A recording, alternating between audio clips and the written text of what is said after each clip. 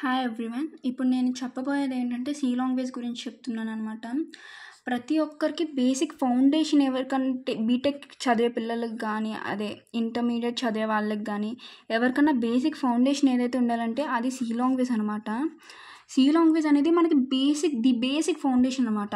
మనకి తర్వాత ఏ programming language రావాలన్నా డేటా స్ట్రక్చర్ కానీ C++ కానీ జావా కానీ ఏది రావాలన్నా సి ఇంక్లూడ్ అయ్యే ఉంటుంది ప్రతి దాంట్లో కూడా. మనం సి నేర్చుకుంటే ప్రతి ప్రోగ్రామింగ్ లాంగ్వేజ్ అనేది మనం చాలా ఈజీగా నేర్చుకోవచ్చు. మనం బేసిక్ ఫౌండేషన్ ఎక్కడితో స్టార్ట్ చేద్దాం ప్రోగ్రామింగ్ అనుకుంటే సి లాంగ్వేజ్ అనేది ది బెస్ట్ వే అని చెప్పేసి నేను చెప్తాను. మనకి సి లాంగ్వేజ్ అనేది పాపం చాలామంది ఏమనుకుంటారంటే చాలా కష్టం, నేను ప్రోగ్రామింగ్ చేయలేను, కోడింగ్ చేయలేను అనుకుంటారు. మనకు కరెక్ట్గా ఒక బేసిక్ ఫౌండేషన్ పడితే మనం ఏదన్నా చేయగలం చాలా ఈజీగా. అదే ఆ బేసిక్ ఫౌండేషన్ ఎక్కడి నుంచి స్టార్ట్ అవుతుందంటే సి లాంగ్వేజ్ నుంచి స్టార్ట్ అవుతుంది. మీకు ఎవరైతే నేను ఏం చేయలేకపోతున్నానని చెప్పేసి అనుకుంటే నేను ప్రతిదీ basic pin to pin explain చేస్తాను. కరెక్ట్గా వీడియో మొత్తం పూర్తిగా చూడండి. సోదంతా ఇంకా ప్రతి వీడియోలో చెప్పను. ఫస్ట్ థింగ్ కొంచెం తెలియాలి కాబట్టి చెప్పాను. దీనికి సి లాంగ్వేజ్కి మనకి ఫాదర్ ఆఫ్ సి లాంగ్వేజ్ ఎవరంటే డెన్నిస్ రిచే అనమాట. డెన్నిస్ రిచే వచ్చేసి ఫాదర్ ఆఫ్ సి లాంగ్వేజ్ అనమాట. యాక్చువల్గా మనం సి లాంగ్వేజ్ గురించి తెలుసుకోవాలనుకున్నప్పుడు మెయిన్గా మనకి వచ్చేసి ఉంటుంది ఒకటి హై లెవెల్ లాంగ్వేజ్, ఇంకొకటి లో లెవెల్ లాంగ్వేజ్.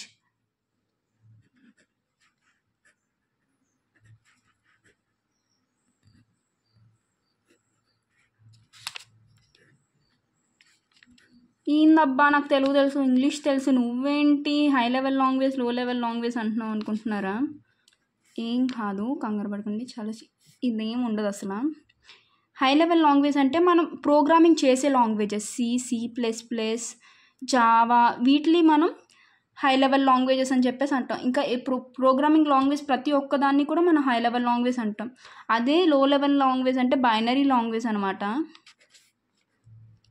ఈ బైనరీ లాంగ్వేజ్ ఏంటంటే మనకి దీంట్లో 0s and 1s మాత్రమే ఉంటాయి. 0s and 1s మాత్రమే ఏంటి అర్థం కాలేదు అనుకుంటున్నారా? ఎలా అయితే మనకి తెలుగులో ఇలు ఉన్నాయో ఇంగ్లీష్లో A to Z ఎలా ఉన్నాయో మనకి ఇట్లా బైనరీ లాంగ్వేజ్లో 0s and 1s ఉంటాయి. 0s and 1s అంటే మనకి A to Z 26 లెటర్స్ అలా ABCDస్లో ఉన్నాయో అలాగా మనకి 0s and 1s ఈ రెండే మనకి బైనరీ లాంగ్వేజ్లో ఉంటాయి. ఈ బైనరీ లెవెల్ లాంగ్వేజ్నే మిషన్ లెవెల్ లాంగ్వేజ్ అని కూడా అంటారు. Binary level language is also called as machine level language. అంటే మిషన్కి అర్థమయ్యేలా కన్వర్ట్ చేస్తుంది. అండ్ ఈ రెండు ఎలా యూస్ అవుతాయి అనేది నేను చెప్తాను ఆగండి. మనకి ఇప్పుడు ఫర్ ఎగ్జాంపుల్ చెప్తాను. ఇప్పుడు నీకు హిందీ వచ్చు, నీకు తెలుగు వచ్చు, అదర్ పర్సన్కి హిందీ వచ్చు. తనకి తెలుగు రాదు, నీకు హిందీ రాదు. అలాంటప్పుడు ఏం చేయాలి? ఎవరో ఒకరు ఉండి మీ ఇద్దరికి ట్రాన్స్లేట్ అనేది చేయాలి. అదే ఇక్కడ నీకు బైనరీ లాంగ్వేజ్ అనేది ఇక్కడ ట్రాన్స్లేటర్ అనమాట.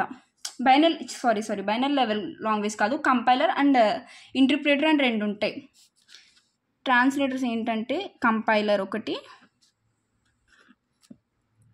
And interpreter. ఇవి రెండు ట్రాన్స్లేటర్స్ అనమాట. మనకి ఏదన్నా అర్థం కావాలంటే ఒకదాని నుంచి ఒకటి ట్రాన్స్లేట్ చేయాలి కదా. మనం ఇప్పుడు కంప్యూటర్లో మీరు డైరెక్ట్గా వచ్చేసి మీరు కోడ్ రాసిస్తే మీకు అది కంప్యూటర్కి అనేది అర్థం కాదు. సో కంప్యూటర్కి అనేది ఏం అర్థమవుతుంది? మిషన్ లెవెల్ లాంగ్వేజ్ ఆ 0s 1s ఏదైతే దాంట్లో ఆల్రెడీ ప్రోగ్రామింగ్ సెట్ చేసి ఉందో ఆల్రెడీ మిషన్లో అదే దానికి ఇస్తే అర్థమవుతుంది. కానీ అదర్ దెన్ మీరు తెలుగు ఇచ్చినా ఇంగ్లీష్ ఇచ్చినా దానికి అర్థం కాదు. కాబట్టి మనకి కంపైలర్ అండ్ ఇంటర్ప్రిటర్ అనేవి ఏం చేస్తాయంటే ఇప్పుడు మనం ఒక సోర్స్ కోడ్ అనేది ఇచ్చామంటే మనం ఏదో ట్రాన్స్ ఇచ్చామంటే దాన్ని కంపైలర్ ఆర్ ఇంటర్ప్రిటర్ ఆబ్జెక్ట్ కోడ్లోకి అనేది మనకు మారుస్తుంది. ఏంటి కంపైలర్ ఇంటర్ప్రిటర్ అనుకుంటున్నారా? అండ్ అదే చెప్పాను కదా, మనకి ట్రాన్స్లేటర్స్లా అనమాట ఇవి రెండు. మనకి ఇప్పుడు ఒక పర్సన్కి తెలుగు హిందీ రాకపోతే మధ్యలో ఎవరో ఒకరు ట్రాన్స్లేటర్ ఉండే కదా, వాళ్ళిద్దరికి వచ్చి ఆ రెండు లాంగ్వేజెస్ వచ్చిన వాళ్ళు ఒకళ్ళు ఉండి ట్రాన్స్లేట్ చేస్తే ఎలా అర్థమవుతుందో అలాగే ఈ కంప్యూటర్కి మనకి కంపైలర్ అండ్ ఇంటర్ప్రిటర్ అనేవి మనకి ఉంటాయి అన్నమాట. మనం ఈ కంపైల్ అనేది ఎలా చేస్తామంటే కంప్యూటర్కి వచ్చేసి Alt F9 and control F9 అని రెండు ఉంటాయి. Alt+F9 ఇది మనకి ఎర్రర్స్ చెక్ చేయడానికి, ప్రోగ్రామ్ రన్ చేయడానికి. errors and run the program. And for control F9 అయితే కంట్రోల్ ప్లస్ F9 అయితే మనకి ఇది కంపైల్ చేస్తుంది అనమాట ప్రోగ్రామ్ని. ఇలా మనం ప్రోగ్రామింగ్ లాంగ్వేజ్లో చెక్ చేసుకోవచ్చు. నెక్స్ట్ వచ్చేసి అసలు యాక్చువల్గా మనం ఇప్పుడు ప్రోగ్రామ్ అంటున్నాను కదా, what is a program? First అందరికి వచ్చేసి డౌట్ ఏముంటుందంటే అసలు ప్రోగ్రామ్ అంటే ఏంటి? నేను ప్రోగ్రామింగ్ లాంగ్వేజ్ అని చెప్పేసి అంటున్నాను కదా, సి లాంగ్వేజ్ అనేది మనకి ఫంక్షన్ ఓరియంటెడ్ లాంగ్వేజ్ అనమాట. ఎందుకంటే దీంట్లో ఈ లాంగ్వేజ్ అంతా కూడా మనకి ఫంక్షన్స్ మీద బేస్ అయ్యి ఉంటుంది. సో అసలు మన ప్రోగ్రామ్ అంటే ఏంటి? మనం ఒక కోడ్ ఇస్తున్నాం. కోడ్ ఎలా ఇస్తున్నాం? ఒక ప్రాపర్ ఫార్మెట్లో ఇస్తున్నాం. మనం ఇప్పుడు ఒక పెళ్లి శుభలేఖ ఉందంటే ఫస్ట్ ఒక వధువు అక్కడ ఎవరిది అని చెప్పేసి ఇచ్చి ఆ తర్వాత వరుడి పేరు, వధువు పేరు, ఇంకా అలా ఇస్తారు కదా. అదే ఆర్డర్లో ఇక్కడ ఎలా ఉంటుందంటే మనకి కొన్ని వచ్చేసి ఉంటాయి. దీంట్లో మన బేసిక్ రూల్స్ అనేవి ఉంటాయి ప్రతి ప్రోగ్రామింగ్ లాంగ్వేజ్ కూడా. అసలు ప్రోగ్రామింగ్ ఏంటంటే సెట్ ఆఫ్ ఇన్స్ట్రక్షన్స్, మనకు దానికి ఇన్స్ట్రక్షన్స్ ఇస్తున్నాం. A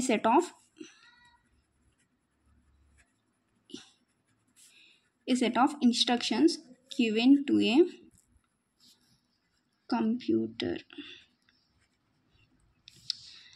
మనకి సి లాంగ్వేజ్ అనేది వచ్చేసి ఫంక్షన్ ఓరియంటెడ్ లాంగ్వేజ్. మీకు చెప్పినట్టుగానే యాక్చువల్గా మనం ఏదైనా మెసేజ్ కానీ ఏదైనా డిస్ప్లే చేయాలంటే ఫస్ట్ మనం యూజ్ చేయాల్సింది hash include standard input output dot h. దీన్ని అందరూ మ్యాక్సిమం చాలామంది చదివేది ఎలా చదువుతారంటే hash include studio dot h అంటారు. కానీ స్టూడియో డాట్ హెచ్ కాదు, hash include standard input output dot h. STD అంటే స్టాండర్డ్, ఐ అంటే ఇన్పుట్, ఓ అంటే అవుట్పుట్. ఈ డాట్ హెచ్ అనేది హెడర్ ఫైల్ ఎక్స్టెన్షన్ అనమాట. హెడర్ ఫైల్ h.h అంటే హెడర్ ఫైల్ ఎక్స్టెన్షన్. అర్థమైంది కదా? మనం ఏంటంటే మనం ఇచ్చే స్టాండర్డ్ ఇన్పుట్ అవుట్పుట్ అనేది మనకి ఇస్తాం కదా. ఏదైనా ప్రోగ్రామింగ్ లాంగ్వేజ్కి వచ్చేసి మనం ఏదో ఒక ఇన్పుట్ అవుట్పుట్ అనేది ఇవ్వాలి కదా. సో మనం ఏ ప్రోగ్రామింగ్ స్టార్ట్ చేయాలని చెప్పేసి అన్నా సరే దీంతో స్టార్ట్ చేస్తాం. మీకు కంగారు పడకండి, నేను తర్వాత కోడింగ్ అనేది ఎలా చేయాలని ల్యాప్టాప్లో చూపిస్తాను, ఎలా ఓపెన్ చేయాలి, ఏ ఫైల్స్లో ఓపెన్ చేసి మనం చేయాలని చెప్పేసి. ల్యాప్టాప్ టచ్ ఉన్న వాళ్ళు అయితే పర్లేదు, లేని వాళ్ళకి కూడా నేను చాలా అర్థమయ్యేలా చెప్తాను, ఏం టెన్షన్ పడకండి.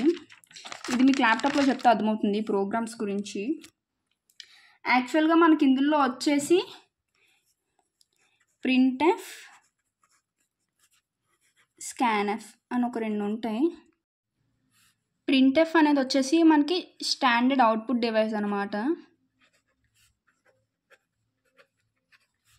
ప్రింట్ఎఫ్ మనకి స్టాండర్డ్ అవుట్పుట్ డివైస్. అలాగే మనకి స్కాన్ఎఫ్ అంటే ఇన్పుట్ డివైస్. అసలు ఇన్పుట్ అవుట్పుట్ ఏంటి? మనం ఇచ్చేది. ఇన్ అంటే ఏంటి?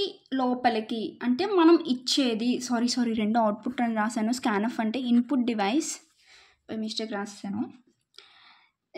ప్రింట్ఎఫ్ అంటే ఏంటి? అవుట్పుట్ అంటే మనకి బయటకు వచ్చేది, మన కంప్యూటర్ నుంచి బయటకు వచ్చేది మనకి ప్రింట్ఎఫ్ ద్వారా వస్తుంది. స్కాన్ఎఫ్ ఏం చేస్తున్నాం? మనం దానికి ఒకటి ఇస్తున్నాం, ఒక ఫంక్షన్ అనేది మనం లోపలికి కంప్యూటర్కి ఇస్తుంటే అది అవుట్పుట్లో మనకి బయటకు వస్తుంది. అవుట్పుట్ అంటే ఏమొస్తుంది మనకి? అవుట్ అంటే ఏంటి? బయటకే కదా. సో మనం ప్రింట్ఎఫ్లో ఇచ్చేది మనకి బయటకు వస్తుంది. స్కాన్ఎఫ్లో ఇచ్చేది ఏంటంటే అది మిషన్కి అర్థం అవడానికి మనం స్కాన్ఎఫ్లో ఇస్తే ప్రింట్ఎఫ్లో అనేది మనకి బయటకు వస్తూ ఉంటుంది. స్కాన్ఎఫ్ అంటే ఏంటి? మనం ఇచ్చేది కదా, మనం కీబోర్డ్ మీద కదా రాస్తాం. సో స్కాన్ఎఫ్ అనేది కీవర్డ్స్ ఇవి వస్తాయి మనకి. ప్రింట్ఎఫ్ అంటే ఏంటి? మనకి దేంట్లో కనిపిస్తుంది అవుట్పుట్ అనేది? మానిటర్లో, స్క్రీన్లో. కాబట్టి మానిటర్, స్క్రీన్ ఇవి వస్తాయి అన్నమాట మనకి. ఇన్పుట్ అంటే మనం ఇచ్చేదాన్ని మనం ఇన్పుట్ అంటాం కదా, అది స్కాన్ఎఫ్లోకి వెళ్తుంది. ప్రింట్ఎఫ్ అంటే మనకు అవుట్పుట్ స్క్రీన్లో, మనకు మానిటర్లోనే కదా అవుట్పుట్ కనిపించేది అదనమాట. ఇక్కడ వరకు అయితే అందరికీ క్లియర్గా ఉందని చెప్పేసి అనుకుంటున్నాను. అర్థం కాకపోయినా పర్లేదు, కొంచెం వెళ్ళే కొలది మీకు అర్థమవుతుంది. ఇదే బేసిక్స్ కాబట్టి మీకు స్టార్టింగ్లో అర్థం కాకపోవచ్చు, దీని గురించి ఏం టెన్షన్ పడకండి. ఒక 2-3 వీడియోస్ చూసినప్పటికీ అర్థమవుతుంది. నెక్స్ట్ వచ్చేసి మనకి ప్రతి సి ప్రోగ్రామ్కి అనేది ఒక యూజర్ డిఫైన్డ్ ఫంక్షన్ అనేది కంపల్సరీ ఉండాలి. అసలు ఈ యూజర్ డిఫైన్డ్ ఫంక్షన్ అంటే ఏంటంటారు? అసలు ఫంక్షన్స్ ఏంటి? యూజర్ డిఫైన్డ్ ఫంక్షన్స్ ఏంటంటే మీకు తర్వాత తెలియకొలది ఎలాబరేట్ చేసి చెప్తాను నేను ఫంక్షన్స్ గురించి ప్రతి ఒక్కటి. మనకి మెయిన్ అనేది యూజర్ డిఫైన్డ్ ఫంక్షన్ అనమాట. ఇది రాయకపోతే మనకి అసలు ప్రోగ్రామ్ అనేది మనకి స్టార్ట్ అవ్వదు. మెయిన్ ఎక్కడైతే రాస్తామో అక్కడి నుంచి మనకి ప్రోగ్రామ్ అనేది స్టార్ట్ అవుతుంది. మనకి యూజర్ డిఫైన్డ్ ఫంక్షన్స్ ఇవన్నీ ఉంటాయి, ప్రీ డిఫైన్డ్ ఫంక్షన్స్ ఇవన్నీ ఒక్కొక్కటి కరెక్ట్గా చెప్తాను. మనం ప్రోగ్రామ్ అనేది ఒక సింటాక్స్ ఆర్డర్లో రాయాలి. ఇందాక నుంచి చెప్తున్నాను కదా, ఒక ఇన్స్ట్రక్షన్స్ ఇస్తున్నాం అని చెప్పేసి మనం ఆ ఇన్స్ట్రక్షన్స్ అన్నీ ఎలా ఇస్తాం, ఒక పర్ఫెక్ట్ ఆర్డర్లో ఇవ్వాలి. అదే మనకి ఇక్కడ వచ్చేసి సి లాంగ్వేజ్లో వచ్చి మనం పోనీ ఒక ఎగ్జామ్ పేపర్ని అనుకుందాం, మనకు ఒక ఆర్డర్లో ప్రిపేర్ చేస్తారు. ఫస్ట్ ఒక 2 మార్క్స్ క్వశ్చన్స్ ఇస్తే ఆ తర్వాత 4 మార్క్స్ క్వశ్చన్స్ ఇస్తే తర్వాత 8 మార్క్స్ క్వశ్చన్స్ ఇస్తారు. అలాగే మనం కూడా ఇక్కడ వచ్చేసి మనం ఒక ఆర్డర్ అనేది ఇవ్వాలి. ఆర్డర్ అనేది ఎలా ఇవ్వాలంటే ఫస్ట్ దానికి బేసిక్ రూల్స్ ఉంటాయి కదా, ప్రతిదానికి ఒక రూల్ ఉంటుంది, ఒక ఫార్మాట్ ద్వారా ఇవ్వాలి. సో ఇలా అది చెప్పేది వచ్చేసి మనకి సింటాక్స్ అనమాట. ఇక్కడ సింటాక్స్ అంటే ఏంటి, the set of rules that needs to be followed to write a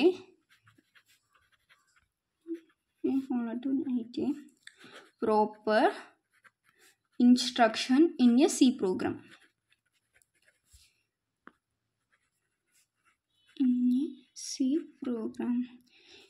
Syntax అంటే ఏంటి, ద సెట్ ఆఫ్ రూల్స్, మనం ఒక set of rules that's needs to be followed, మనం ఫాలో అవ్వాలి. To write a proper instruction in a C program, మనం ఒక set of instructions అనేవి కరెక్ట్గా రాయడానికి మనం ఫాలో అవ్వాల్సిన ఆర్డర్ సింటాక్స్ ఆర్డర్ ఉంటుందన్నమాట. మనం ఈ ప్రోగ్రామ్స్కి వచ్చేసి ప్రతి ఒక్క దాంట్లో మనం సింటాక్స్ ఆర్డర్ అనేది రాస్తాం. ఈ ఆర్డర్ బట్టే మనం ప్రోగ్రామ్స్ అనేవి చేయగలుగుతాం. మనకి ఎర్రర్స్ అనేవి వస్తాయి కదా, ఈ మాట వినే ఉంటారు మ్యాక్సిమం ప్రతి స్టూడెంట్ వచ్చేసి ఎర్రర్ అనే మాట వినే ఉంటారు. ఎందుకంటే యూట్యూబ్ వీడియోస్ అనేవి మ్యాక్సిమం చూస్తారు కాబట్టి ఎర్రర్ అనే మాట వింటారు. అరే మా కోడింగ్ అంటేనే ఎర్రర్స్ వచ్చేస్తాయి, మేము చేయలేకపోతున్నాం అని చెప్పేసి. ఎర్రర్స్లో 2 టైప్స్ ఉంటాయి అన్నమాట. ఇక్కడే మెయిన్ ఉంటుంది, ఎర్రర్స్ అనేవి ఎక్కడ వస్తాయి ఎలా వస్తాయి అని తెలుసుకునేది ఇక్కడే. మనకి 2 టైప్స్ ఆఫ్ ఎర్రర్స్ ఉంటాయి. ఒకటి సింటాక్స్ ఎర్రర్స్, ఇంకోటి వచ్చేసి లాజికల్ ఎర్రర్స్.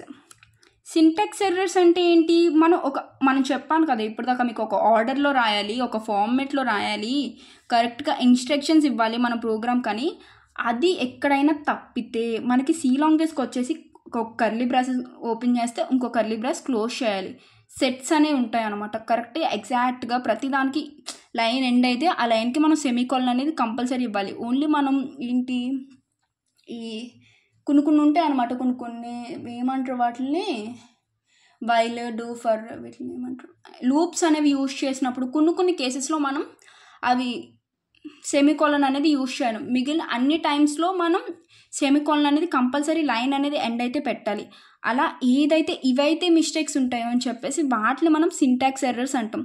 సింటాక్స్ ఎర్రర్స్ అనేది మనం చేయొచ్చు ప్రోగ్రామ్ సాల్వ్డ్ బై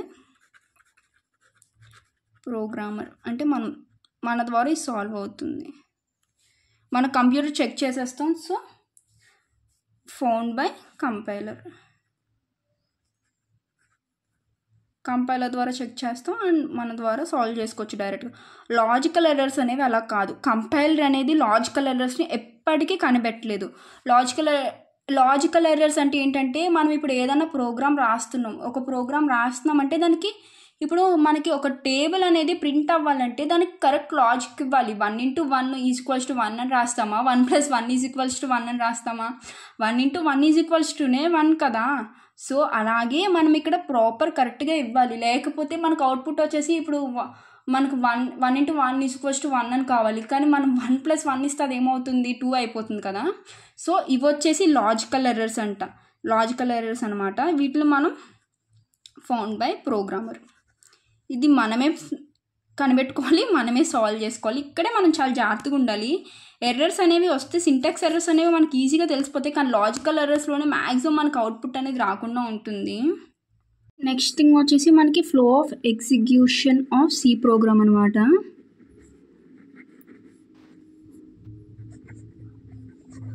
మనకి ఫ్లో ఆఫ్ ఎగ్జిక్యూషన్ అనేది మనకు వచ్చేసి ఒక 5 స్టెప్స్లో ఉంటుంది. ఫస్ట్ అనేది editing a C program.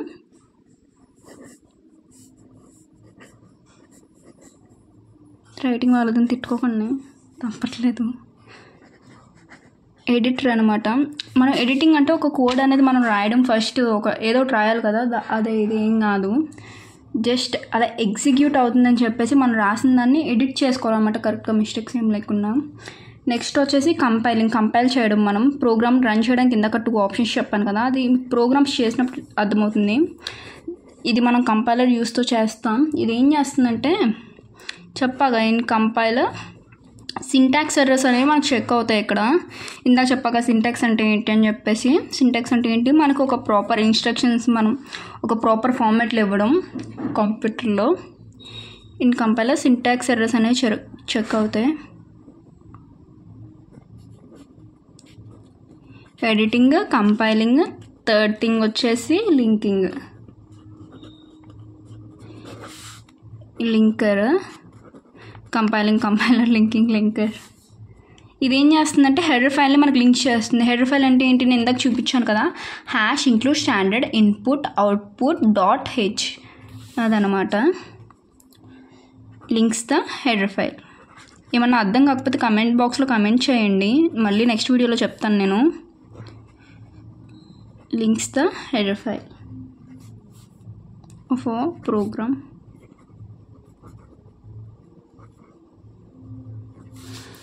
Fourth thing వచ్చేసి లోడింగ్ అనమాట.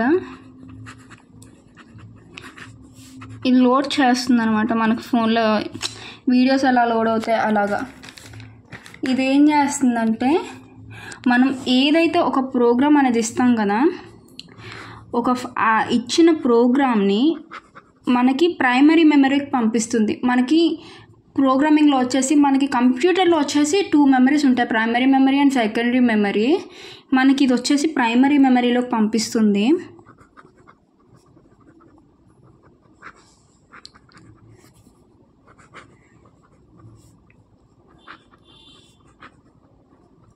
Loads the executable file into primary memory. Next వచ్చేసి లాస్ట్ స్టెప్ అనమాట, ఎగ్జిక్యూట్ అయిపోవడం, ఎగ్జిక్యూషన్. ఇది మనం సిపియు అంటే చెప్తాను ఆగండి. మనం ఇప్పుడు కంప్యూటర్ ఆన్ చేయడానికి ముందు మనకు పక్కన ఒక బాక్స్ ఉంటుంది కదా, దాని మీద ఉండే ఒక బటన్, దాన్నే మనం సిపియు అంటాం. It's central processing unit. ఇది ఏం చేస్తుందంటే CPU takes the executable file for execution.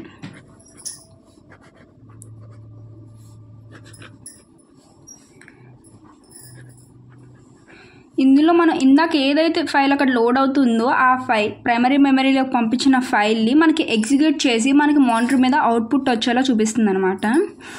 ఇప్పుడు దాకా ఇదైతే వచ్చేసి బేసిక్ థింగ్స్ అనమాట. ఇది అర్థం కాకపోతే ఇంకొక 2 వీడియోస్ చూసినప్పటికీ మీకు మంచి క్లారిటీ వస్తుంది. మీకు స్టార్టింగ్ అయితే అర్థం అవడం అయితే కష్టమే. అర్థం కావట్లేదని చెప్పేసి భయపడకండి. ఏదైతే మీకు అర్థం కాలేదో కమెంట్ చేయండి, నేను నా వంతు ట్రై చేస్తా మ్యాక్సిమం ఎక్స్ప్లెయిన్ చేయడానికి ప్రతిదీ కూడా. మీకు ఏదైతే డౌట్స్ ఉన్నాయో ప్రతిదీ కమెంట్ చేయండి. నేను నెక్స్ట్ వీడియోలో వచ్చేసి మీరు ఏ అయితే డౌట్స్ అడిగారో ప్రతిదీ నేను క్లియర్గా చేసి చెప్తాను. Thank you all. అందరికీ నచ్చింది అనుకుంటున్నాను.